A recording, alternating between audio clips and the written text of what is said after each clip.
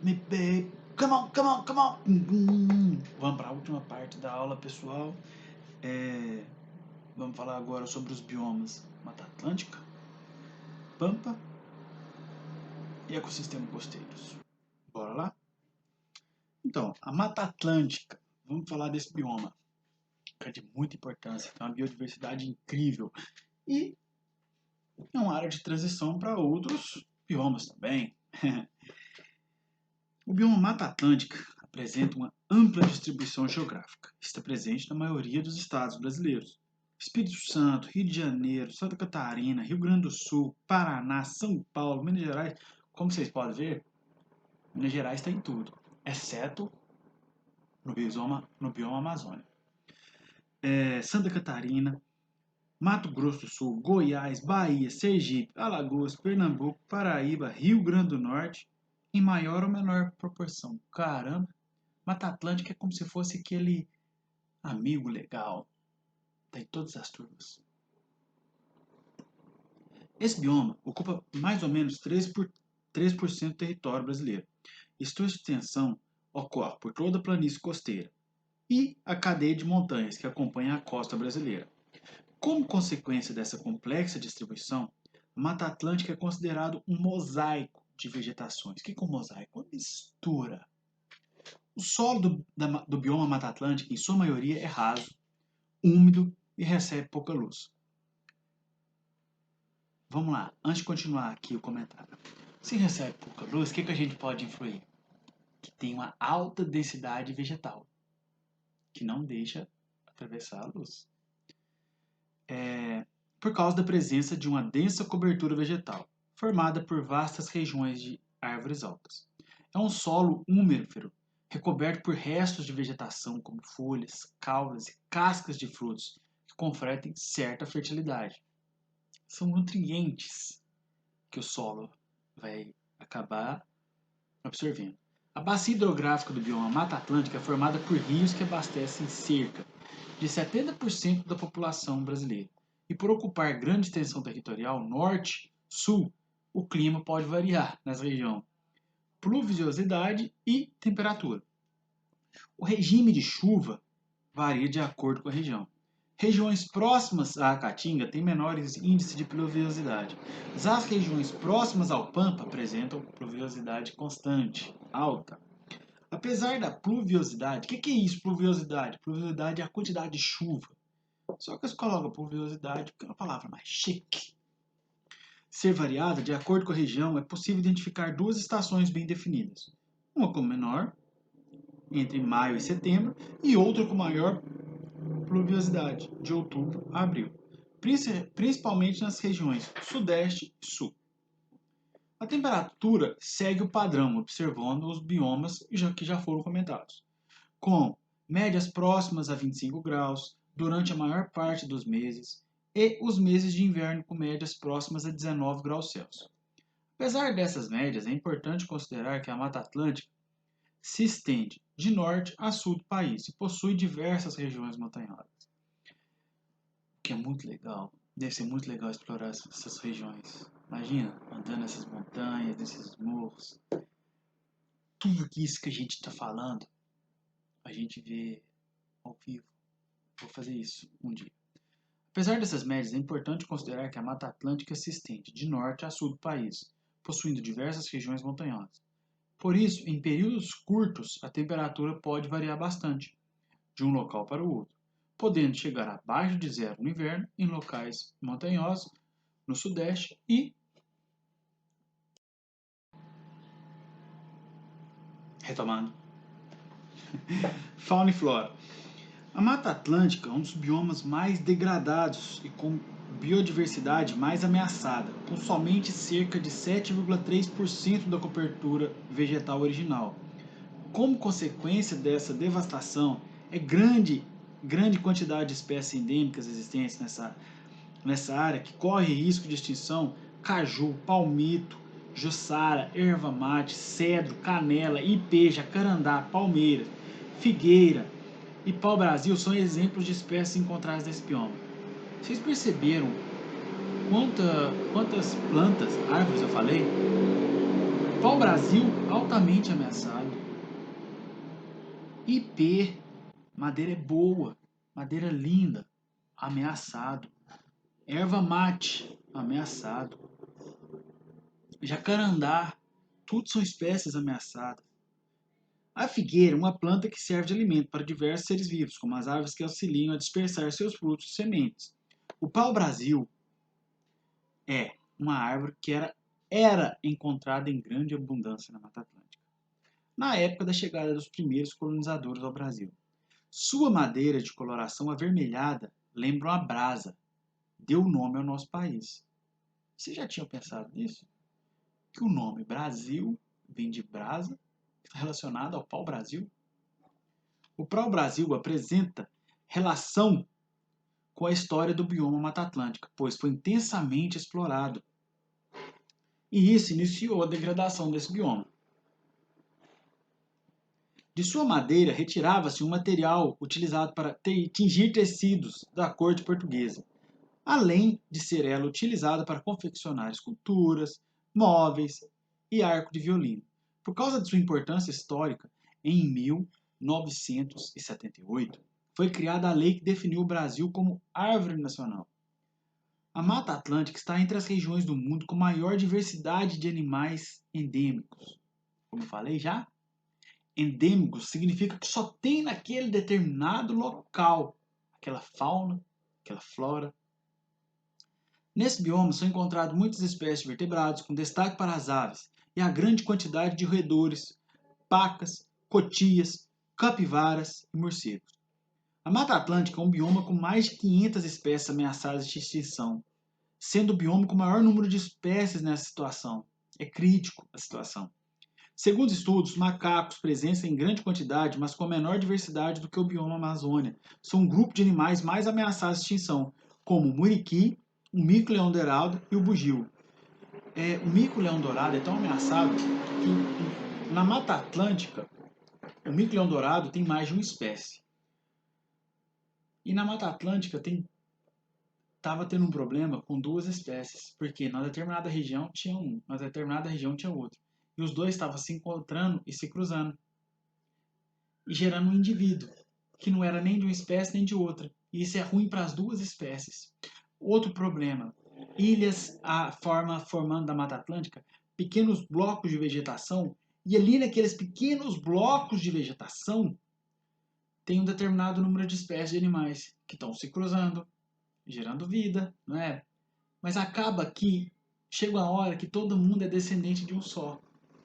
Se todo mundo é descendente de um só e começa a se intercruzar, não gera variabilidade genética, o que pode causar doenças, pode causar a morte daquele certo grupo, porque todos têm um determinado número de genes específicos, entenderam? Beleza? O mico-leão-dourado, por exemplo, é uma espécie endêmica da Mata Atlântica, vem sendo ameaçada de extinção pela grande destruição do seu habitat, restando pequenos grupos de sobreviventes em fragmentos de mata. Esse é o problema. Esses fragmentos de mata formam pequenos grupos de indivíduos que se intercruzam, geram um determinado tipo de variabilidade genética, mas depois de um certo tempo, é parente com parente que está ali, é muito próximo os indivíduos se cruzando, o que pode gerar doenças genéticas. Esse é um grande problema dos pequenos fragmentos. Beleza? Pampa. O termo Pampa tem origem indígena, significa região plana, Rio Grande do Sul. Esse bioma também é conhecido como Campos Sulinos, distribui-se por parte do estado do Rio Grande do Sul, ocupando o equivalente de cerca de 2% do território brasileiro. O relevo é plano, com suaves ondulações e colinas. O solo é de composição variada, sendo algumas regiões ricas em nutrientes, em argila, e outras em areia. Comparado com o solo do bioma Cerrado e Caatinga, o teor de nutrientes dos pampas é elevado. Sua paisagem é composta na maioria de uma vegetação rica em gramíneas, dispersas por uma sucessão de planícies, planaltos rumo ao interior do estado, com poucas árvores, ou seja, poucas árvores na região do Rio Grande do Sul. E as árvores que tem naquele determinado local são específicas para aquele local. Também estão presentes outras formações, como matas ciliares, formações arbustivas e banhados. Os banhados, por exemplo, consistem em regiões onde o solo não escoa água, formando pequenas lagoas rasas. São regiões de grande importância para a cadeia alimentar local, formada por algas, caramujos, peixes, anfíbios, répteis, aves e mamíferos. O Pampa é o segundo bioma mais alterado do Brasil, tendo mais de 64% da sua cobertura vegetal destruída, principalmente pela agricultura e pecuária. Infelizmente. Pausa dramática. Pluviosidade e temperatura. O bioma apresenta uma pequena variação na quantidade de chuva do decorrer do ano. O bioma Pampa ele é caracterizado por ter períodos bem definidos, invernos longos, com baixas temperaturas médias, por volta de 14 graus, e verões com temperaturas médias, pouco acima dos 20 graus Celsius. Apesar dessas médias, em determinadas regiões existem pequenos períodos no inverno em que a temperatura pode ficar abaixo de zero. É uma das regiões mais frias do Brasil. E outros períodos de verão em que a temperatura pode passar dos 30 graus. Olha que diferença. Continuando. Fauna e flora. Na vegetação do bioma Pampa estão presentes muitas espécies de gramíneas e leguminosas. Entre as gramíneas estão espécies como capim-forquilha, barba de bode, cabelo de porco e grama-tapete. É um nome diferente para nós, né? Confesso que esse bioma é um dos únicos do Brasil que eu não conheço. Ainda. Da maneira geral, as gramíneas apresentam um caule próximo ao solo, com células relacionadas em seu crescimento voltadas para o solo. Dessa forma, essas células ficam protegidas quando são pisoteadas e auxiliam na capacidade de regeneração dessas plantas. Entre as espécies vegetais típicas do Pampa, o algarrobo e o yanduvaí, olha que nome maluco, são arbustos ameaçados de extinção, os quais apenas são encontrados no Parque Estadual do Espinilho. Ou seja, essas duas espécies só tem nesse parque, localizado no município do Barra do Quaraí. O bioma apresenta grande biodiversidade, com muitas espécies de aves, gramíneas, sementes, aves. Tá aí uma ligação. Entre elas, o perdigão, o perdiz, a emo, quero-quero, joão de barro, sabiá de campo, pica-pau do campo. Outro grupo com número de espécies relevantes são os mamíferos terrestres. Entre as espécies, tem o ratão do banhado, o tatu-mulita, o guaxaim, o furão, a preá e o tucutuco. Esse tucutuco é como se fosse um ratinho, mas a cara dele é diferente. São espécies de animais que, para nós que moramos em Minas, lembrando que eu estou em Minas, eu sou de Minas, é difícil de imaginar, porque a gente não conhece. Um que a gente conhece de ave é a noivinha, que é do sul, mas espalhou por boa parte do Brasil. A noivinha é o Chalmes dominicanus. É um branco com preto. Tem em todo lugar do Brasil esse bicho. Beleza. Ecossistemas costeiros. Quais são? Manguezais, recifes de corais, restingas. Beleza? Vamos lá, manguezais. Eles se localizam em regiões onde o rio desemboca no mar e estão sujeitos a inundações periódicas provocadas pela maré alta. O solo é lamacento, de matéria orgânica em decomposição. Alguns vegetais apresentam raízes respiratórias, chamadas pneumotóforos. O solo é lamacento, pouca disponibilidade de oxigênio. Então, o que tem que acontecer? Tem que ter uma adaptação.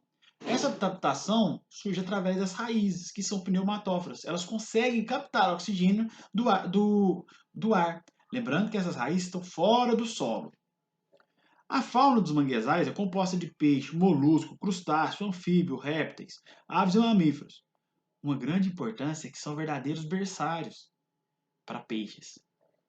Muitos peixes desovam nesses locais.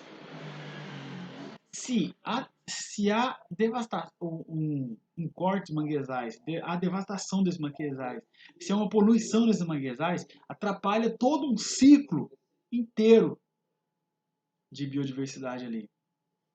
Diversas espécies de caranguejos se enterram no lado do mangue, em galerias por elas cavadas durante a maré baixa.